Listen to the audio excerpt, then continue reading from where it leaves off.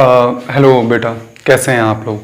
तो भाई देखो बेटा, हमने 10th में बेटा सेकंड चैप्टर स्टार्ट कर लिया था, है ना।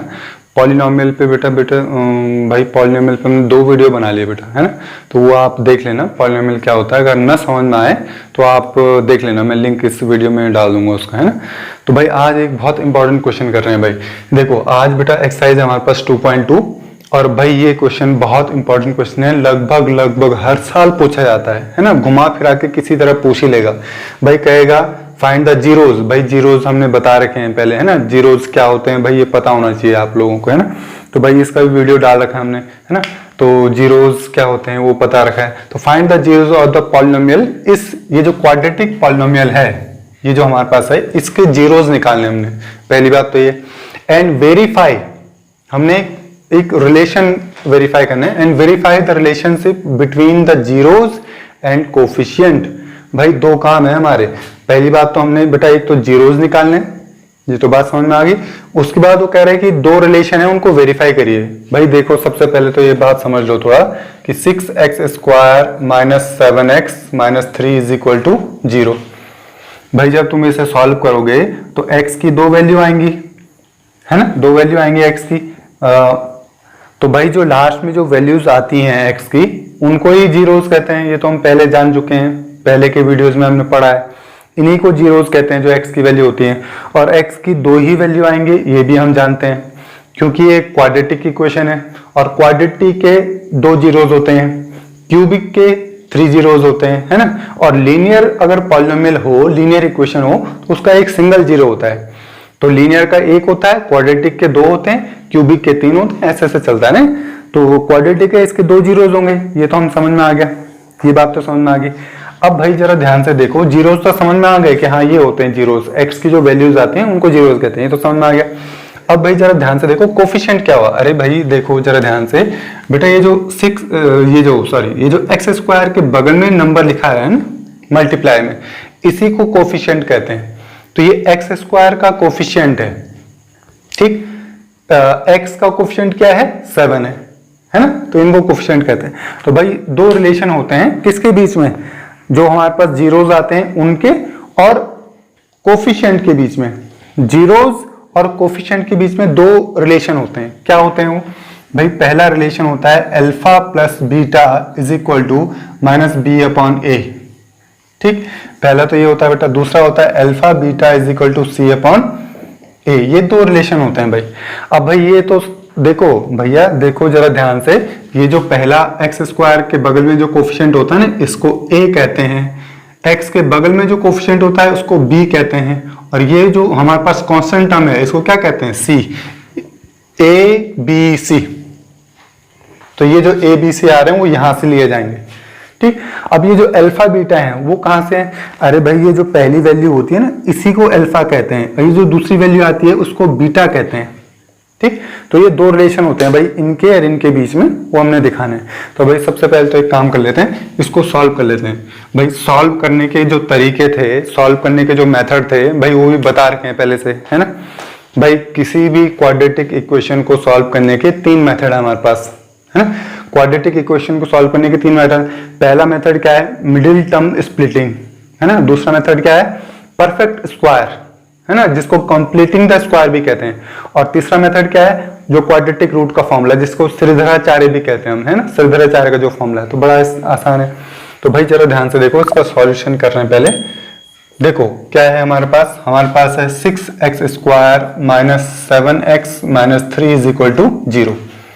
भाई एक और बात आप लोग जरा ध्यान से देखें कि पेपरों में वो क्या दे सकता है। पेपरों में उसने बेटा ये जो क्वेश्चन था ना, एक्चुअल में ऐसे लिखा हुआ था, 6x² - 3 - 7x ऐसे लिखा हुआ था।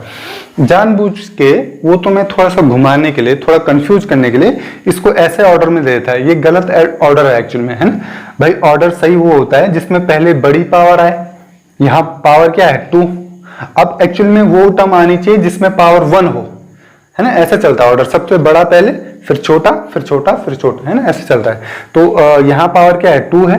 तो कायदे से यहाँ पावर क्या है, 1 है, तो इसको पहले आना चाहिए। तो इसको होना चाहिए 6x² - 7x -3 is equal to 0। एक और बात भाई, वो 0 नहीं लगाता, इज इक्वल टू 0 नहीं लगाता, वो हमने लगा रखा, मैंने लगा रखा यहाँ पे 0 है ना, वो नहीं लगाता। तो ये तुम्हें ध्यान रखना है कि तुम्हें इज इक्वल टू 0 लगाना है, क्योंकि हम वैल्यू निकाल रहे हैं x की। जब कभी x की वैल्यू निकालेंगे तो इक्वेशन बनाएंगे उसे, है ना, इक्वेशन बनाने के लिए इज इक्वल टू 0 लगाएंगे। ठीक, तो भाई ये तो छोटी छोटी बातें हो गई। अब भाई इसको सॉल्व करेंगे। सॉल्व करने के लिए भाई मिडिल टर्म स्प्लिटिंग लगा रहे हैं, है ना। मिडिल टर्म स्प्लिटिंग तुम्हें बताई थी भाई, बहुत आसान है। यहाँ पे मैं रफ करके दिखा रहा हूं तुम्हें। भाई मिडिल टर्म स्प्लिटिंग के लिए करते क्या है, एक्स स्क्वायर का कोफिशिएंट देखो, ये है एक्स स्क्वायर का कोफिशिएंट, ठीक। उसका कांस्टेंट टर्म, इसको कांस्टेंट टर्म कहते हैं, तो कांस्टेंट टर्म को भी लिख दो। लिख दिया। इसको ब्रेक करो, 2 into 3, ये ब्रेक होता है, नहीं होता। तो कुल मिला के हमारे पास 3 फैक्टर आ गए, 1 2 3। अब हम इनका कॉम्बिनेशन बनाना है। ठीक, पहले कैसे कॉम्बिनेशन बनाना है, पहले हमने कॉम्बिनेशन बनाना है इसका और इसका लेके, तो 3 2 जा 6 और इस 3 को रहने दो वैसे ही। एक कॉम्बिनेशन ये बन गया। अब इसको इसके साथ मल्टीप्लाई करो, 3 3 जा 9 और इसको वैसे रहने दो। बहुत सिंपल है। पहले इसको इसके साथ मल्टीप्लाई करा और इसको वैसे रहने दिया, तो 3 2 जा 6 और 3 को वैसे रहने दिया। ठीक, एक बार इसकी मल्टीप्लाई इसमें करी, 3 3 जा 9 और 2 को वैसे रहने दिया। अब इन दो कॉम्बिनेशन में से देखो कि कौन सा कॉम्बिनेशन सही है। देखो कैसे पता लगाते हैं। यहाँ 7 है यहाँ पे 7। इन दोनों कॉम्बिनेशन में से किससे 7 बन रहा है? अरे भाई 6 और 3 को ऐड करके 7 नहीं बनता, और 6 में से 3 माइनस करके भी 7 नहीं बनता, यानी कि ये कॉम्बिनेशन तो फेल हो गया। अब 9 में अगर 2 ऐड करोगे तो 7 नहीं बनेगा, लेकिन 9 में से 2 माइनस करोगे तो 7 बन जाएगा, यानी कि ये कॉम्बिनेशन हमारा क्या है, सही है। तो देखो 6x² माइनस ब्रैकेट लगाओ 9x minus 2x minus 3 is equal to 0। भाई इसकी जगह मैंने क्या लिख दिया, ये दो कॉम्बिनेशन लिख दिया मैंने। माइनस क्यों करा, क्योंकि माइनस करके आएगा ना। अब ब्रैकेट खोल दो, तो 6x² minus 9x plus 2x minus 3 is equal to 0। ठीक, तो भाई अब जरा थोड़ा सा ध्यान से देखो, बहुत सिंपल है बेटा, कुछ खास नहीं इसमें। भाई इसके फैक्टर करो। 6 को देखो, 6 को हम कैसे देख सकते हैं? अरे भैया 6 को ऐसे देखो कि 2 into 3 है। 9 को कैसे देखो, 9 को देखो 3 into 3 देखो, इस नजरिए से देखो। अब भाई इसमें क्या है, इसमें 3 है, इसमें भी 3 है, तो 3 कॉमन ले लो। ठीक, क्योंकि भाई 3 इसमें भी था, 3 इसमें भी था, 3 हमने कॉमन ले लिया। अब 2 इसमें है लेकिन 2 इसमें नहीं है, तो कॉमन नहीं ले सकते। अच्छा यहाँ x है, यहाँ भी x है, x कॉमन ले लिया हमने, तो क्या बचा भाई? 3 तो तुमने बाहर निकाल दिया, 3 तो तुमने बाहर निकाल दिया, तो एक तो 2 बचा और एक क्या बचा, x बचा। माइनस यहाँ क्या बचा, 3 तो तुमने बाहर निकाल दिया, x भी बाहर निकाल दिया, तो एक 3 बचा। इन दोनों में कुछ कॉमन है? नहीं है। तो अगर कुछ कॉमन ना हो तो 1 कॉमन लेते हैं, तो +1 कॉमन ले लिया, तो क्या बचेगा, 2x minus 3 is equal to 0। देखो ये दोनों बॉक्स अगर सेम आ रहे हैं तो इसका मतलब हम सही जा रहे हैं। तो भाई अब ये बॉक्स ही कॉमन ले लो, तो 2x माइनस 3, इस दोनों की जगह हमने कॉमन ले लिया, और ये आएगा तुम्हारा 3x minus +1 is equal to 0। अब भाई जरा ध्यान से ये देखो, इसको रखो, 2x minus 3 is equal to 0, यहाँ पे डिवाइडर डालो, 3x plus 1 is equal to 0। तो यहाँ से x की वैल्यू निकालोगे तो इसको वहां ले जाओगे, तो 3 वहां जाके क्या हो जाएगा, प्लस का, और ये 2 कहाँ चल जाएगा, अपॉन में। और यहाँ से x की वैल्यू निकालोगे 1 वहां जाके क्या हो जाएगा, माइनस का, और ये अपॉन में चल जाएगा। तो ये आ गई तुम्हारी अल्फा, ये इसी को अल्फा कहते हैं, और ये आ गई तुम्हारी बीटा की वैल्यू -1/3।